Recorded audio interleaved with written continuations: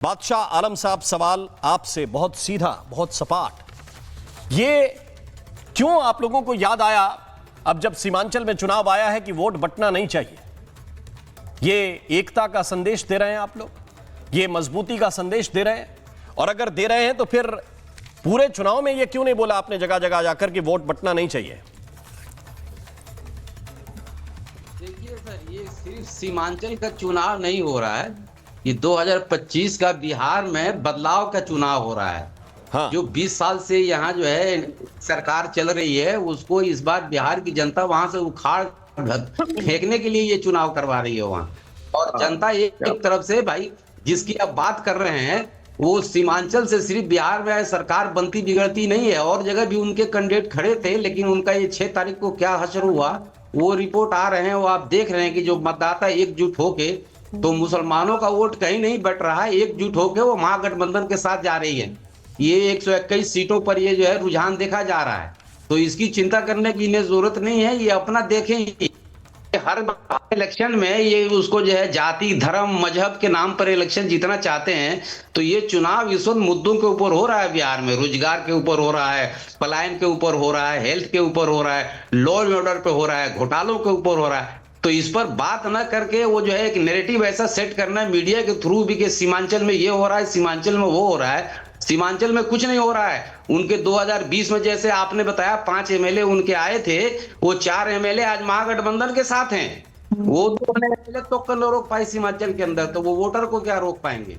लेकिन बादशाह आलम, आपको लग रहा है कि चुनाव प्रचार ठीक वैसे ही हो रहा है जैसा आपने बाकी इस हिस्सों में किया है?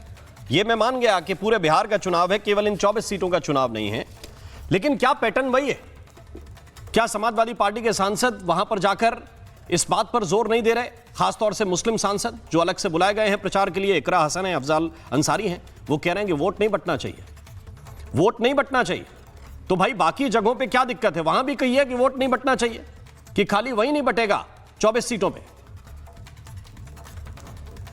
अरे वो कहीं नहीं बढ़ रहा है सर, बिहार में बिल्कुल महागठबंधन के फेवर में बिहार की जनता है। अगर वोट बढ़ते इनको एनडीए के सरकार को नजर आ रहा है, हरियाणा से टिकट कटवा के जो है वो सरकारी पैसे को यूज करके गाड़ियों में भर भर के ला रहे हैं। एक एक एमपी इनके दोनों वोट दे रहे हैं, इस उंगली में भी दिखा रहे हैं स्याही है, इस उंगली में भी दिखा रहे हैं।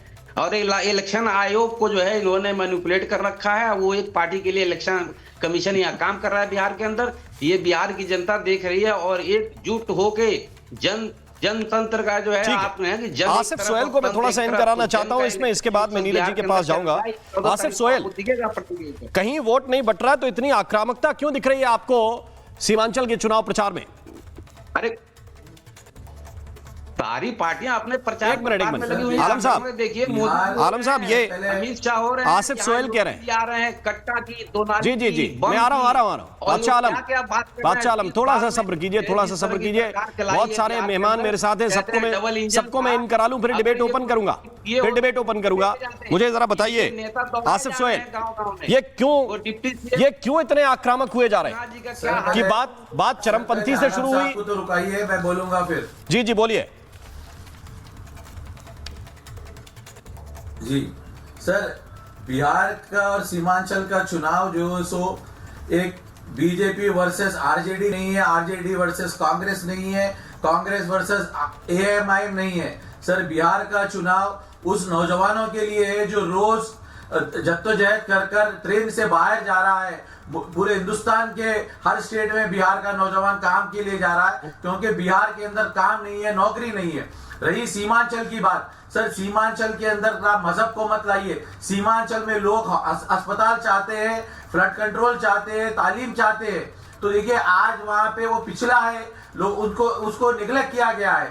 तो एक इंसान आगे बढ़कर उनका हाथ पकड़ने के लिए जा रहा है, तो उतना बड़ा बवाल नहीं बचाना चाहिए सर। नहीं, लेकिन क्या है अब ये बताइए ना, कि आप कह रहे हैं कि वो नहीं होना चाहिए, ये नहीं होना चाहिए, आप अपने मन से बता रहे हैं कि ये फिरौन है, वो यजीद है, क्या क्या है भाई? सर मेरा अस्पताल कहिए। मेरे मन से नहीं बता रहा हूं सर, मैं सर बिहार के नौजवानों की जो सोच है, जो परेशानी है, वो बता रहा हूं मैं। देखिए चुनाव एक मजहब के तरीके से नहीं देखता हूं। चुनाव जो है सो लोगों के डेवलपमेंट के लिए देखता हूं।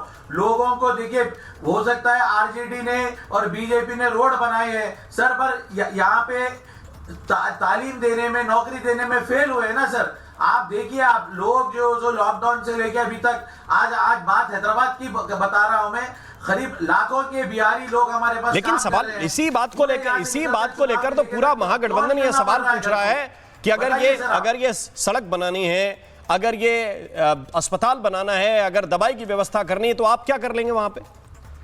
आप तो इतनी सीटों पे चुनाव ही नहीं लड़ रहा है कि आपकी कोई हैसियत बचे। तो क्यों नहीं करेंगे सर? आप क्या कर लेंगे? क्या कर लेगी एमआईएम भाई? नहीं सर, देखिए, जब पिछली बार 5 जीते थे, क्या कर लिया? आपके 4 आरजेडी की तरफ चले गए। एमआईएम भी तो क्या कर लिया? नहीं सर, तो बीजेपी ने क्या उखाड़ लिया मुझे बताइए?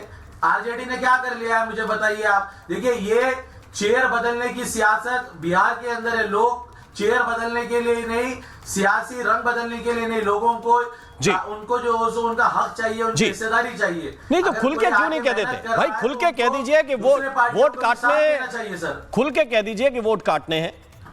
यही बात तो ये लोग कह रहे हैं भाई कि आप वोट काटने के लिए आए। असदुद्दीन ओवैसी तो खुद ये कह रहे हैं कि हमको वोट कटवा कहते हैं, खुद का एमवाई का समीकरण बताते हैं। तो सर बीजेपी और आरजेडी से आप बीजेपी और आरजेडी से खुले एक ऐलान करा दिए कि उनको मुसलमान का वोट नहीं चाहिए बोलकर।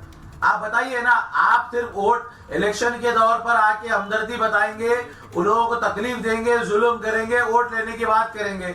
जब कोई एक इंसान कई साल से काम कर रहा है, देखिए, आप वैक्यूम क्रिएट आपने करा है ना सर। हैदराबाद से बिहार तक का सफर आप लोगों ने ये तय करने के लिए मजबूर किया।